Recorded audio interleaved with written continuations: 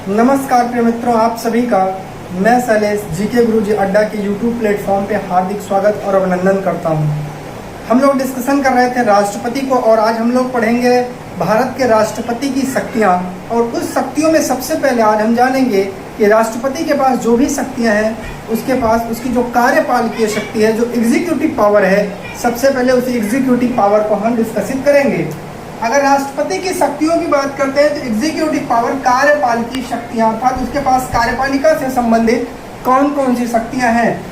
Article 53 class 1, ये bracket में जो इसको क्लास बोलते हैं, अनुच्छेद 53 का भाग खंड 1 कहता है कि संघ की कार्यपालिका शक्ति राष्ट्रपति में निहित होगी, अर्थात बाध्य करता है कि जो कार्यपालिका की शक्ति है वो शक्ति राष्ट्रपति के अंदर ही निहित होगी। दूसरा कहता है कि राष्ट्रपति इन शक्तियों का, जो ये शक्तियां हैं राष्ट्रपति के पास, इसका प्रयोग या तो वो स्वयं करेगा या अपने अधीनस्थ अधिकारियों के माध्यम से करेगा या उनसे करवाएगा। अधीनस्थ अधिकारी जितने भी होते हैं वो सभी राष्ट्रपति के माध्यम से ही कार्य करते हैं। आर्टिकल 74 का पार्ट 1 क्या कहता है कि राष्ट्रपति को सलाह देने के लिए एक मंत्रिपरिषद होती है।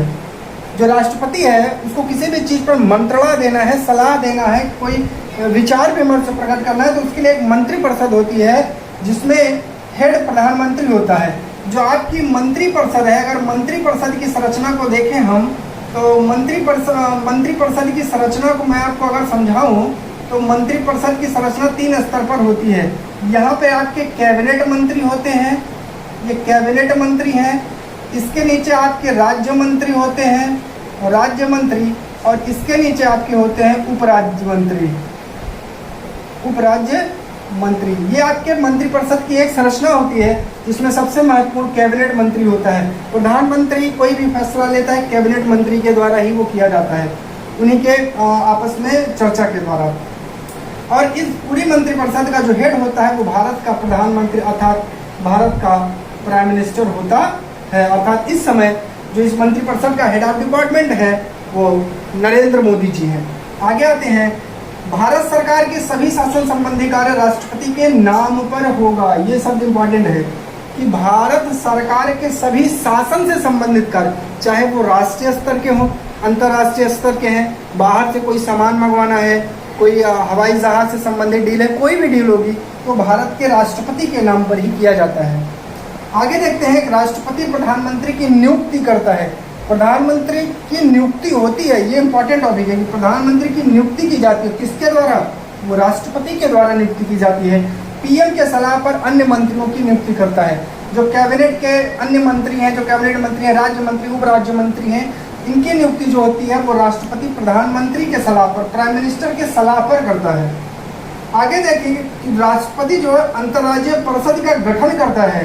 अंतर्राज्यीय परिषद का मतलब होता है केंद्र व राज्य के बीच समन्वय बन सके, एक ऐसा बैलेंस बन सके जिससे दोनों के हितों में कोई टकराव ना हो, ना केंद्र का राज्य सरकार से कोई टकराव हो और ना ही राज्य सरकार का केंद्र की सरकार से कोई टकराव हो, दोनों के बीच में एक स्थिर बैलेंस बना रहे।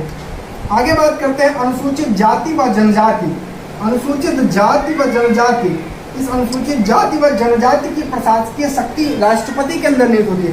इनसे संबंधित जो भी नियम कानून या शक्तियां वो राष्ट्रपति के पास है और वो किसी भी क्षेत्र को अनुसूचित क्षेत्र घोषित कर सकता है। ये राष्ट्रपति को पावर है, राष्ट्रपति के पास इतना पावर है वो किसी भी क्षेत्र को अनुसूचित क्षेत्र घोषित कर सकता है। वित्त आयोगों का गठन करता है। इसके साथ साथ अन्य आयोग जैसे अनुसूचित जाति के एसटी, अनुसूचित जनजाति के ओबीसी, ना पिछड़ा वर्ग, और इन सब के लिए वो क्या करता है? आयोगों का गठन कर सकता है। पीएम के सभी कार्यों की जानकारी वो मांग सकता है, अर्थात संघ की जो कार्यपालिका से संबंधित जितने भी काम होते हैं राष्ट्रपति प्रधानमंत्री से उन सभी कार्यों का ब्यौरा मांग सकता है। आइए हम लोग आगे देखते हैं राष्ट्रपति की लेजिस्लेटिव पावर या उसकी विधायी शक्ति। राष्ट्रपति के पास कौन कौन सी विधायी शक्तियां हैं? हमने कार्यपालिकी शक्तियों को देख लिया, उसके आगे विधायी शक्तियों को देखते हैं। बात करते हैं संसद की, तो संसद के संबंध में राष्ट्रपति के पास क्या विधायी शक्तियां हैं? संसद की बैठक बुलाता है और सत्रावसान भी, ये दोनों पावर राष्ट्रपति के पास होती हैं। संसद की संयुक्त बैठक का आह्वान, संयुक्त बैठक का मतलब होता है लोकसभा या राज्यसभा। अच्छा, संयुक्त बैठक बुलाई क्यों जाती है? जब कोई किसी विधेयक को लेकर के दोनों सदनों में, लोकसभा और राज्यसभा में आपस में विवाद हो जाता है, राज्यसभा और लोकसभा या राज्यसभा में जब विवाद होता है तो राष्ट्रपति संसद की संयुक्त बैठक को आवाहित करता है और जिसकी अध्यक्षता लोकसभा का अध्यक्ष करता है।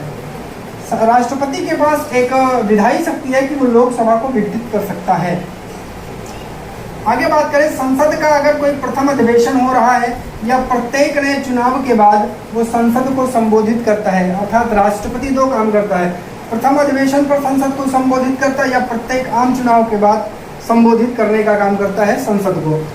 लोकसभा, राज्यसभा, इनके अध्यक्ष और उपाध्यक्ष के ना होने पर किसी कारणवश लोकसभा के अध्यक्ष और उपाध्यक्ष, वही राज्यसभा के अध्यक्ष और उपाध्यक्ष नहीं है, वो सदन के किसी सदस्य को इस पद पर नियुक्त करता है। अर्थात सदन का कोई भी सदस्य हो उसको अध्यक्ष या उपाध्यक्ष के पद पर राष्ट्रपति नियुक्त कर सकता है, यह उसको विधायी अधिकार है। विशेष प्रकार के विधेयक को प्रस्तुत के लिए राष्ट्रपति से पूर्व अनुमति लेना आवश्यक है। अगर कोई भी सदन, चाहे वो लोकसभा का सदन है चाहे वो राज्यसभा है, इन दोनों सदनों को अगर कोई विशेष प्रकार का विधेयक संसद में प्रस्तुत करना है तो प्रस्तुत करने से पूर्व राष्ट्रपति से अनुमति लेना आवश्यक है। अगर विधेयक की बात करते हैं तो लोकसभा, कोई भी विधेयक सबसे पहले लोकसभा से आएगा तो यहाँ पास होकर राज्यसभा भेजा जाएगा, राज्यसभा से आएगा तो यहाँ पास होकर लोकसभा के पास भेजा जाएगा। इन दोनों जगहों से जब विधेयक पास हो जाता है उसको राष्ट्रपति के पास हस्ताक्षर के लिए भेजा जाता है कि राष्ट्रपति महोदय आप हस्ताक्षर करके इस विधेयक को पास करिए। राष्ट्रपति दो काम कर सकता है, या तो विधेयक को पुनर्विचार के लिए संसद में वापस लौटा सकता है या उसको स्वीकृति प्रदान करता है। अगर स्वीकृति देता है तो कोई बात नहीं होती, और नहीं तो वो पुनर्विचार के लिए क्या करता है, उसको वापस भेज देता है। अगर विधेयक की बात करते हैं तो धन विधेयक को वापस विचार के लिए नहीं लौटा सकता है राष्ट्रपति, अर्थात धन विधेयक पर स्वीकृति देने के लिए राष्ट्रपति महोदय बाध्य होते हैं। और आर्टिकल 123 के तहत अध्यादेश जारी करने की शक्ति भी राष्ट्रपति के पास होती है। हमने आज देखा राष्ट्रपति की एग्जीक्यूटिव और लेजिस्लेटिव अर्थात कार्यपाल की और विधायी शक्तियाँ। कल फिर मिलेंगे एक नए वीडियो में। वीडियो कैसे लगा कमेंट करके बताएं, वीडियो को लाइक और शेयर करें। धन्यवाद।